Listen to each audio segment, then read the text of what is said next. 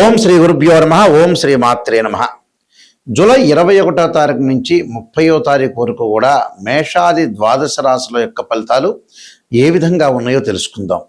ఇవన్నీ కూడా గోచారరీత్యా చెప్పబడే ఫలితాలు అంటారు. అంటే this is the transit system అంటారు.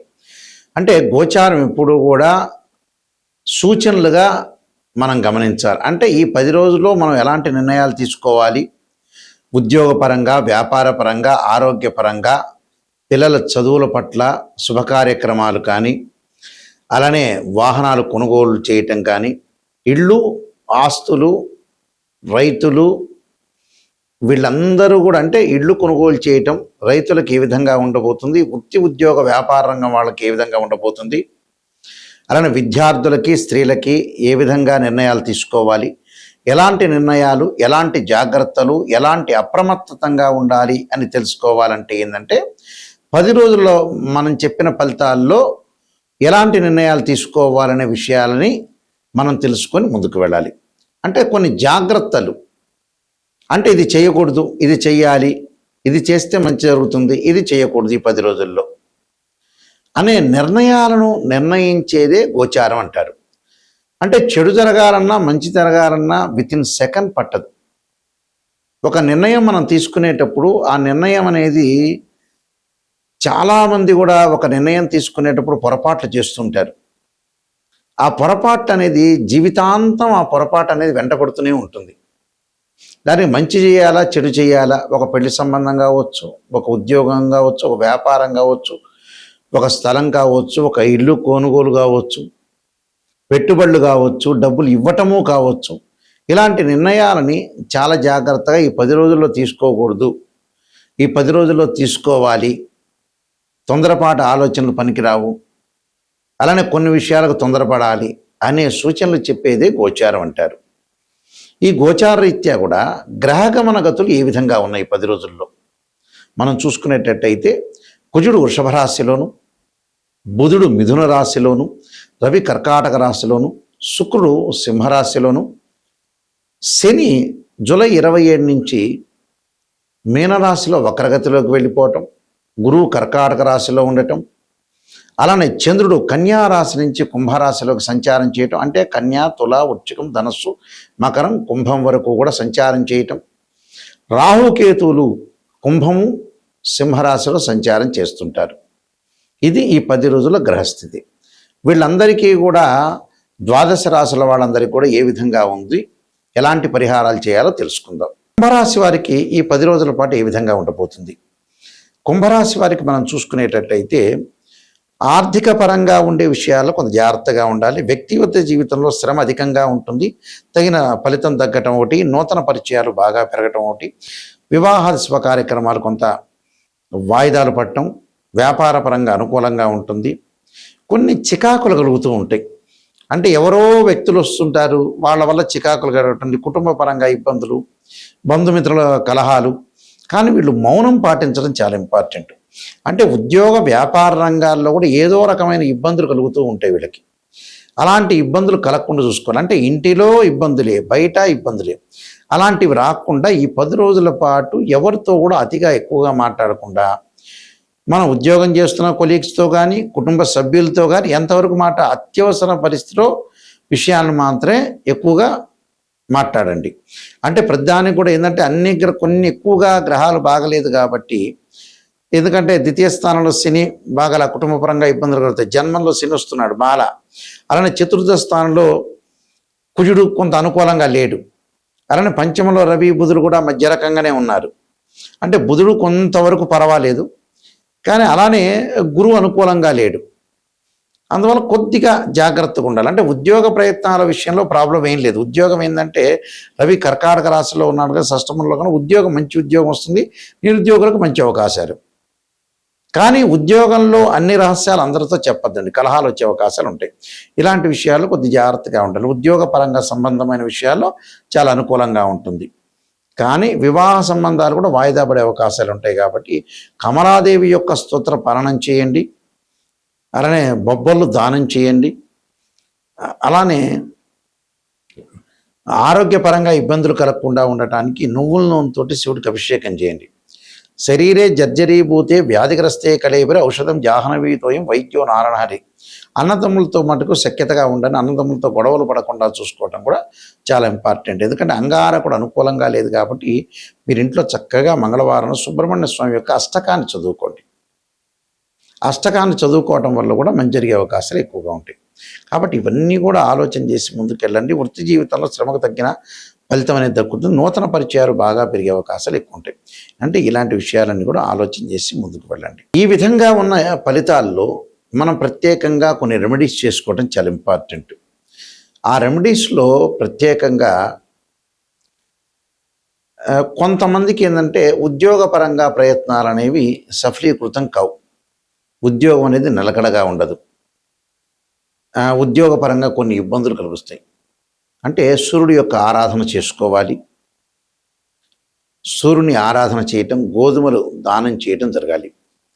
అలానే మనస్సుకు ప్రశాంతత లేకపోతే ఖచ్చితంగా మానసికంగా మెంటలీ డిజార్డర్ ఉంటే క్షీరపుత్రాయుధ్య అమృతతత్వాయ ధీమే తన్నో చంద్ర ప్రచోదయాత్ అనే మంత్రాన్ని, వాహన ప్రమాదాలు అలానే ఎసెట్స్ సంబంధించిన విషయాల్లో ఏదన్నా ప్రాబ్లమ్స్ వస్తుంటే అంగారకుణ్ణి ఆరాధన చేయాలి. తత్పురుషాయ విద్యే మహాసేనాయ ధీమే తన్నో షణ్ముఖ ప్రచోదయాత్ అనే మంత్రాన్ని, అలానే ధనపరంగా ఇబ్బందులు, విద్యార్థులకు ఇబ్బందులు కలుగుతుందంటే ధనపరంగా ఇబ్బందులు ముందు కలుగుతుంటే కుబేర మంత్రాన్ని, ఓ మెక్షాయ కుబేరాయ వైశ్రవణాయ ధనధాన్యాధిపతే ధనం ధాన్యం సమృద్ధిమే దేహిమే దాపైస్వ అనే మంత్రాన్ని, విద్యార్థులు దక్షిణామూర్తి స్తోత్ర పారాయణం చేయాలి. అలానే అమ్మవారి యొక్క ఆరాధన, ఆరోగ్యపరంగా ఇబ్బందులు కలుగుతుంటే శరీరే జర్జరీభూతే వ్యాధిగ్రస్తే కళేబరి ఔషధం జాహ్నవీతోయం వైద్యో నారాయణహరి. వివాహం కానీ స్త్రీ పురుషులు ఎవరైతే ఉంటారో అమ్మాయిలు వరపాశుపతాస్ రుద్రాభిషేకం, అఘోర గౌరీపాశుపతాస్ రుద్రాభిషేకం. అలానే అబ్బాయిలు వచ్చేటప్పుడు కన్యాపాశుపతాస్ రుద్రాభిషేకం. అలానే కోర్టు సమస్యలు శత్రువులు ఉంటే కార్తవీర్యార్జునుడి యొక్క మంత్రాన్ని చదువుకోవాలి. ఇవన్నీ కూడా పరిహారాలు చేసుకోవడం చాలా మంచిది. అలానే ఇక్కడ గోచారం వేరు, బర్త్ చార్ట్ వేరు. బర్త్ చార్ట్ అంటే ఏమిటి అని అంటే గోచారానికి బర్త్ చార్ట్కి లాట్ ఆఫ్ డిఫరెన్స్ ఉంటుంది, గుర్తుపెట్టుకోండి. గోచారం సూచనలు 20%గా ఉంటుంది.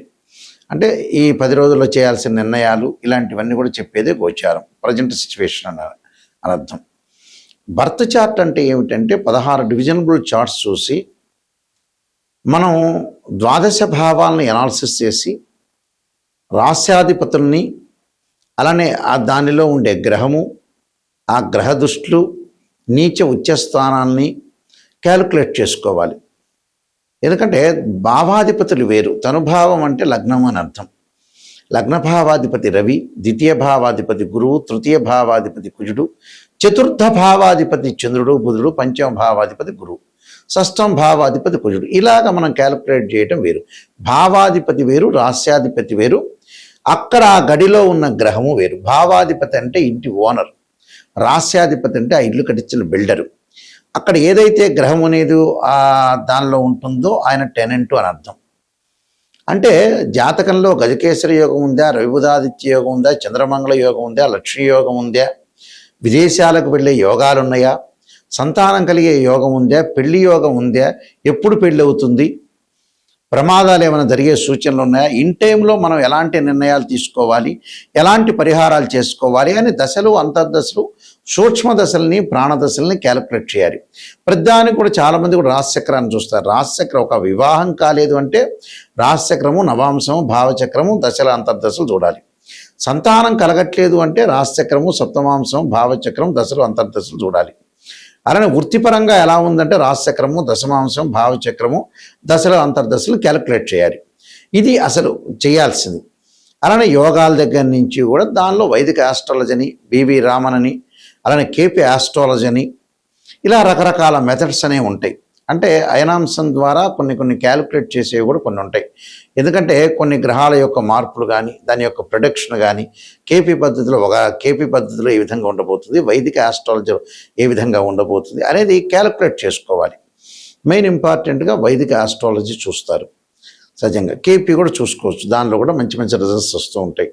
కేపీ సిస్టమ్ అంటే కేపీ సిస్టంలో ఏమిటంటే ఒక గ్రహం ఏ నక్షత్రంలో ఉంది, సబ్ లార్డ్ ఇలా చూడాలి. కొన్ని భావాలు, కొన్ని వ్యతిరేక భావాలు కేపీ సిస్టంలో చూస్తాం మనం. అలానే వైదిక ఆస్ట్రాలజీ, అలానే బీవీ రామన్లో ఉన్న ప్రొడక్షన్స్, ఇలాంటివన్నీ కూడా మ్యాథమెటికల్ క్యాలిక్యులేషన్ చేసి అనాలిసిస్ చేస్తే యాక్యురేట్ రిజల్ట్ వస్తుంది. యాక్యురేట్గా మనం పరిహారం చేసుకుంటే కరెక్ట్ రిజల్ట్స్ వచ్చే అవకాశాలు గ్యారంటీగా ఉంటాయి. కాబట్టి నేను నెంబర్ ఆఫ్ ఆస్ట్రాలజీ బుక్స్ రాశాను.